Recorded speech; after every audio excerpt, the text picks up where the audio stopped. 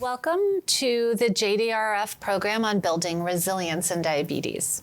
So you guys know that diabetes can be really tough sometimes. The day-to-day things that we have to do can be complicated, it can be unrelenting, and it can be really expensive. Many people actually do incredibly well with diabetes. Right? They thrive, they achieve their goals, they live amazing lives. And even though diabetes can really be tough, resilience happens very often. And so many people have incredible individual strengths, the things that they bring to be able to cope with and live well with diabetes and thrive, and family strengths, people in their families that can help them so that they can achieve optimal diabetes outcomes and optimal psychological outcomes. So what's resilience? What does that mean when I use that word? What are your thoughts about what resilience means? Resistance? Something not going opposed something. It's not acting in the way that it should. Yeah, that's what I think of. I look at resilience as being able to bounce back. Being able to bounce back. Like rise above obstacles. Rise above obstacles. Resilience, sort of in the psychology definition, is when somebody is able to adjust to or adapt to challenges, to show positive emotional and behavioral and health outcomes despite having to deal with something that's unexpected or something that's unfair. So some people are lucky enough to have amazing individual skills and strengths, like people that are smart, right? Can you think of some other individual traits that you can think of that really help people get through tough times and really overcome? Humor. Humor, absolutely, great sense of humor. Optimism. Optimism. Having the courage to help, ask for help. Having the courage, ooh, that's a big one. That's a challenging one, isn't it? Yeah. So people have different areas of skill, things that they're really good at. And being able to feel really good about what you're good at and being proud of it also is an amazing individual strength that can help people do well and build resilience. And people that have these great individual strengths, humor, optimism, being smart, having the courage to ask for help, those are people that tend to be really good problem solvers. And they really have great coping skills. They have great ways of handling, this is a challenge, how do I figure my way out of it? And people with these amazing individual strengths tend to do incredibly well. And they also tend to have this incredibly strong sense of gratitude for what they have.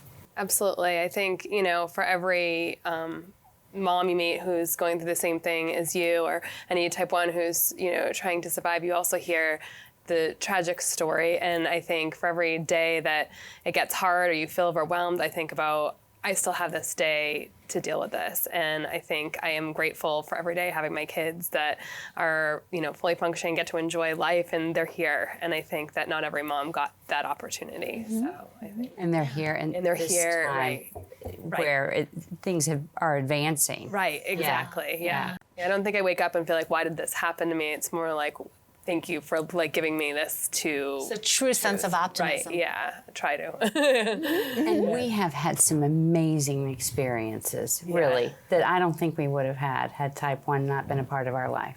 So some people are also incredibly lucky because they have amazing family assets. They have a really great and supportive family, and that helps build resilience and give them strength. What are some of the resources, assets, skills, gifts that you have from your family that's helped you get through tough times? I think you become really appreciative of extended family and their willingness to learn about the disease and to help and to try not to be fearful, even though they are, because they don't necessarily understand it. But I think a lot of times parents need a break of some sort, and it's so important to have someone that you trust helping out. And I think the role of extended family is really important in that. And so helping people that love you, that want to be there to help, but maybe they're a little bit afraid or fearful because they're worried that they might do something wrong. Right. But giving them the education that they need and the support they need so that they can step up and help you is incredibly important. Yes. Yeah. Like my dad, he helps me a lot. So sometimes, like when my mom's away for a conference, he's there with us, and like he knows how it feels. And so is my sister. He knows how it feels to put a needle in your body a lot. and just kind of help to have people around you that understand how it feels. Absolutely. My best example now is my daughter and her husband. She goes low more frequently than I do, very quickly. And he is so good at going and getting her juice or whatever else she needs. He just dotes on her. So it helps. Absolutely. Are there things that you've learned because diabetes is part of your lives about ways to have conversations, language to use, words to use or not use that sort of help people stay together and support each other? We had talked about blood sugar tests aren't, we don't call them tests, we call them check. Have you checked your blood sugar? Because tests will imply good or bad or pass or fail. And that's not what we want to project. So for our 3-year-old, that was something very important to learn early on. And so languages, words matter. So, and that was one of them that mattered. It wasn't, you didn't do anything wrong. The number is just the number. It's not pass or fail. Being patient with yourself. Just being patient with the process of it all. Trying not to get mad that you're low or mad that you could have avoided something to make you high. Just try to accept it for what it is and just try to work with what you got. I think that's the best tool that I've learned is patience. Patience. And we know that people that have incredibly close and supportive family relationships wind up learning really great skills on how to reach out to others and get support from others because you learned it at home and you learned that it's okay. And we know that when people have received as children or teenagers really warm and supportive parenting, or when parents are able to provide that for their children, that families are just great at collaborating together, and that diabetes isn't something that's just the person that needs insulins, right? But it's everybody's and you're in it together as a team. And that helps everybody really build resilience because it decreases that sense of being alone or isolated. So we also know, like, besides all of those things in building resilience around diabetes specific things, we know that people that have a lot of diabetes specific resilience tend to have lower A1Cs. They tend to check blood sugars more often, or they monitor their blood sugars through their CGM more often. They are more consistent in doing the daily tasks that are diabetes things, like they actually pre-bolus for meals. There's less conflict and nagging around diabetes stuff in the family. They have less diabetes-specific distress, and they have more adaptive coping strategies and more adaptive problem-solving strategies, not only for the frustrations like a bad infusion site or just, the days when you're running 300 and there's nothing you can do to get it lower, or the days when you can't seem to go above 60, and everybody's had those moments, but just being able to sort of get through those days and engage in problem solving and rally resources. So being resilient helps with all of those diabetes specific things. Do you have any experiences or examples of how your strengths, your resilience, your resources have helped you solve a problem or get through a tough diabetes moment? I would say determination. Determination? Yeah, just determined to want to manage it as best as I can.